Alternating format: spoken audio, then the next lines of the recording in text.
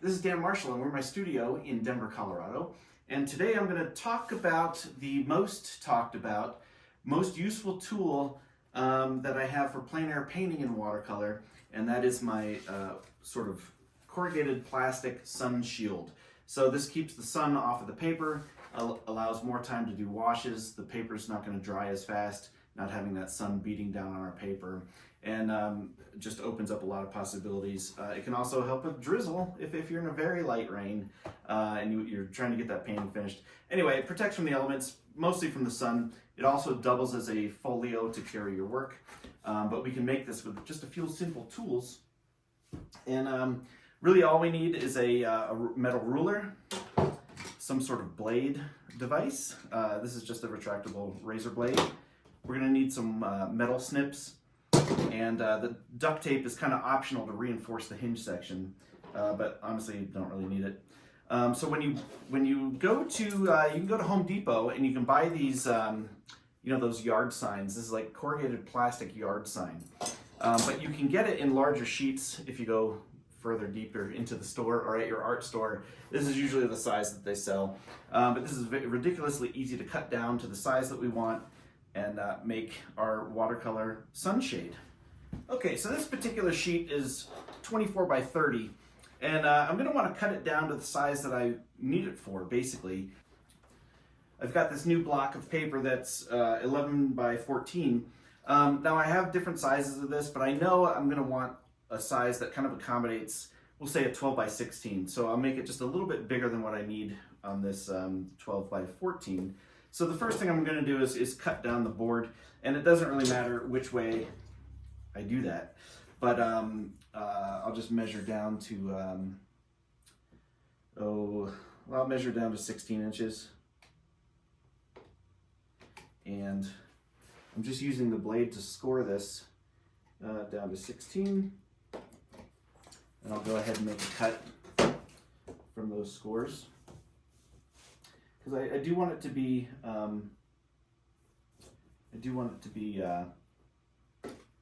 squared off. So just a simple cut. This stuff cuts ridiculously easy.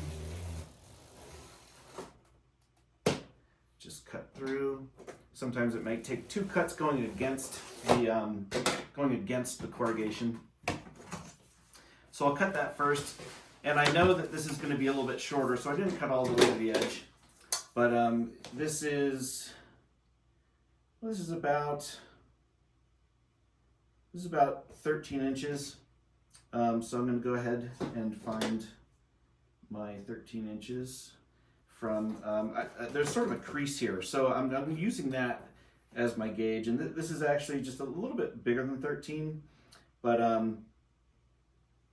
it's okay. It's a little shorter than 13. It's like 12 and a little bit past 3/4. So if I slide this down and go to 12 and 3/4,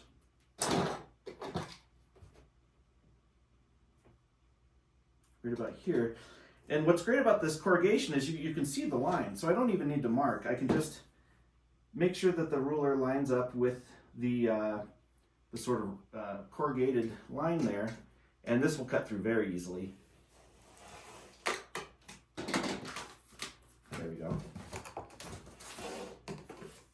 Get rid of that. And now I've got essentially what is a 16 by 26, but that's going to be cut in half. Now, through that middle section, now I'm going to be very careful to, I really want to make sure I'm cutting along one of those corrugated marks. And I'm only going to cut halfway through, so I'm going to use very little pressure just to kind of score through the first layer. And voila. We have a bend. It's still connected on this side, but we have a bend here. And honestly, that's enough. You can reinforce this with the duct tape, which I'll show after I finish this. But for now, that's fine. It's just cut through the one side, and it creates a hinge. Now, for the support of how that's going to stay hinged, the metal piece that comes into the sign to kind of plant the sign in the ground. Now, I've already snipped this in half. This is sort of what we're going to end up with. But if you snip that in half on the thinner pieces that hold it together, then we just need to snip down the ends to shorten it. And you know, this isn't that big of a deal, but it takes a little bit of pressure.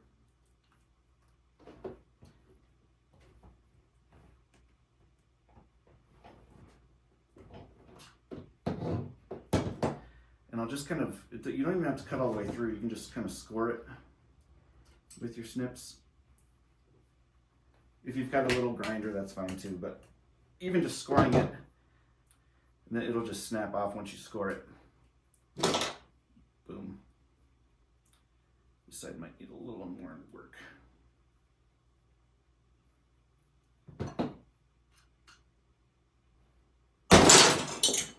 Well, that one just cut right through, but essentially you end up with your support bar. And you've already got the holes inside of the corrugation that this fits in. So to store it, I just put it in the holes and I'm good to go. It's not going to go anywhere. But then when I'm actually working, I'll pull that out, open it up to the angle that I want, put it in the hole, and kind of create an L shape. And that's adjustable, so I end up there. Now I'm right-handed, so I'm going to keep that on the right side so it doesn't get in the way of when I'm working. But what essentially happens is this goes down, then my board goes down, and I've got a sun shield. And depending on the angle of the sun or the angle that I'm working, this is fully adjustable. So if I want it closed up a little bit, just slide one of those down, and I've changed the angle. But that's it. That's how simple it is. And if you want to duct tape it for reinforcement, I'll just take duct tape right along that seam.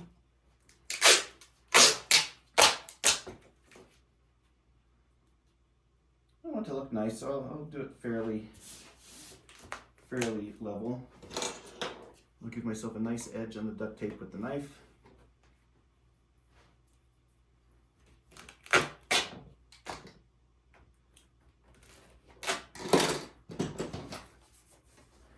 And here we go. So that's going to take a little bit of pressure to stretch the tape, but I'll just kind of work it back and forth to stretch the tape.